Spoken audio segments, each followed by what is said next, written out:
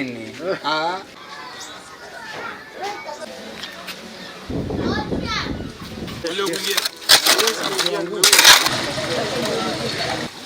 Sawa, ndio hivi.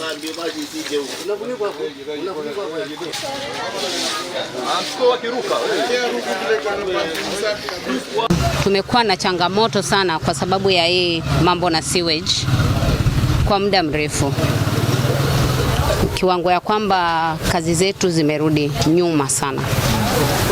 Ukiangalia hii sewage inatoka huko juu estate, barabara yani inateremka kwa barabara kwamba hauwezi tembea miguu chuma venye watu wamezoea.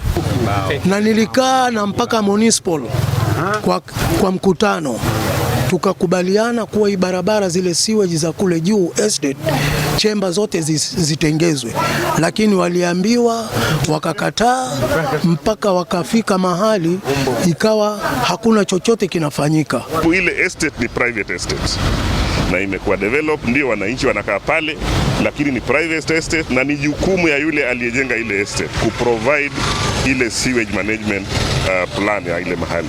Nyinyi nimeongea na waziri mwenzangu, waziri wa nyumba ama waziri wa mashamba na nyumba, na amenihakikishia kuwa ile mchakato ama conversation inaendelea na ile developer, na kuna uwezekano kuwa kutapatikana suluhu ya ile developer kuprovide shamba pale ya kujenga ile sewage treatment plant ile ya kisasa ama ile inaitwa biodigester.